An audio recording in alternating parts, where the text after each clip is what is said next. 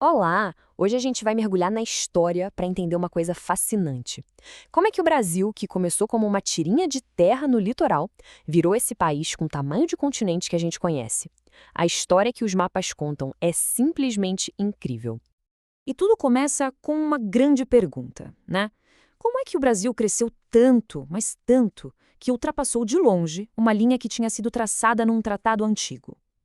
A resposta, olha, não está só nos documentos oficiais, mas na poeira levantada por quem andou por esse chão. Vamos colocar lado a lado para a gente ver o contraste. De um lado, o mapa de 1494, com a famosa linha do Tratado de Tordesilhas. Do outro, o Brasil de hoje.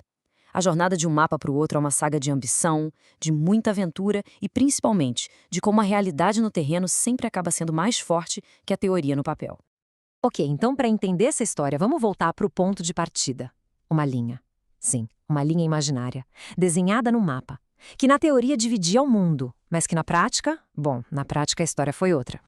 Esse era o Tratado de Tordesilhas. Na essência, era um acordo diplomático para evitar que Portugal e Espanha saíssem na briga pelas novas terras. O que era de um, era de um, o que era do outro, era do outro. Parecia um arranjo perfeito, né? Só que tinha um pequeno detalhe. Como fiscalizar isso num continente gigantesco e desconhecido? E a verdade é que, nas primeiras décadas, Portugal não estava muito preocupado com o interior. O foco era total no litoral. O negócio era extrair pau-brasil, que valia uma fortuna, e usar a costa como uma espécie de pit stop no longo caminho para as Índias. O sertão, aquele interior imenso, era praticamente ignorado. Só que, enquanto o mapa oficial mostrava aquela linha bonitinha, a vida real no território era bem diferente.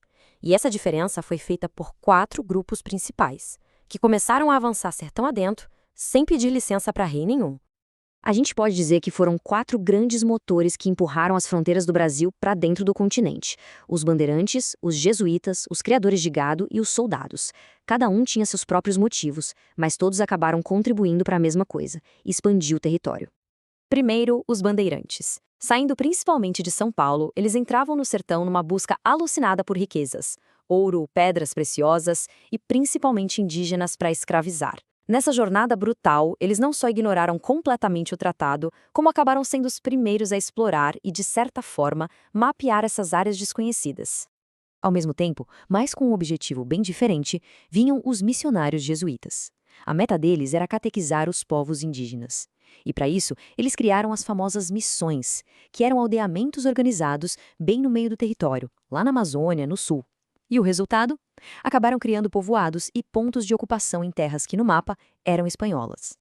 Outro motor poderoso dessa expansão foi a pecuária. Pensa só, os engenhos de açúcar no litoral precisavam muito do gado para mover a moenda, para transporte. Só que criar gado exige muito espaço. A solução? Empurrar os rebanhos para o interior. Foi assim que o sertão nordestino foi sendo ocupado, com os currais se espalhando ao longo do Rio São Francisco, que até ganhou o apelido de Rio dos Currais. E para fechar esse quarteto, os soldados. A missão deles era proteger a colônia de franceses, holandeses e piratas. Para isso, construíram fortes em vários pontos estratégicos. E o que acontece com o forte militar? Com o tempo, ele atrai gente, vira um vilarejo e, muitas vezes, uma cidade. Foi assim que nasceram lugares como João Pessoa, Natal e Belém, garantindo o domínio português. Certo, então a gente tem toda essa ocupação acontecendo na prática, na marra. Mas e a parte oficial? Como legalizar tudo isso? É aí que a briga sai do sertão e vai para as mesas de negociação. Começa uma verdadeira batalha de diplomatas e de mapas. E o grande trunfo de Portugal nessa batalha diplomática tinha um nome complicado em latim, o Tipo-Sidetes. Mas a ideia por trás é bem simples e direta.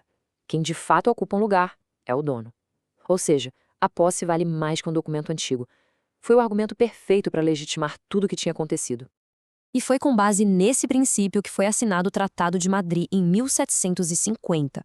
Esse acordo foi um marco porque ele praticamente redesenhou o mapa da América do Sul, reconhecendo a posse portuguesa sobre a Amazônia e o Sul.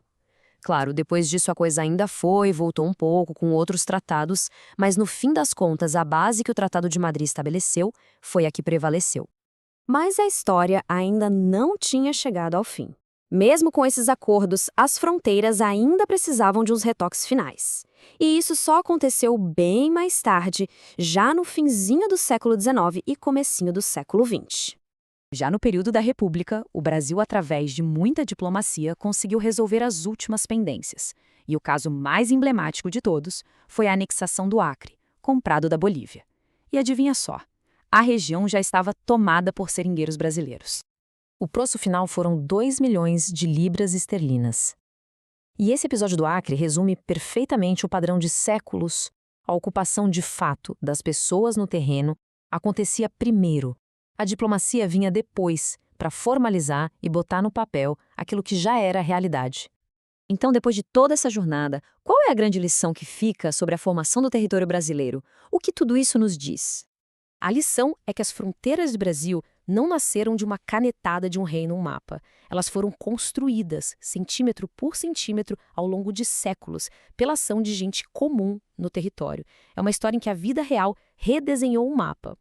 Então, da próxima vez que a gente olhar para o mapa do Brasil, talvez dê para enxergar mais do que linhas e cores. Dá para ver o rastro deixado pelos bandeirantes, pelos missionários, pelos vaqueiros, pessoas que com seus próprios pés definiram os contornos de uma nação.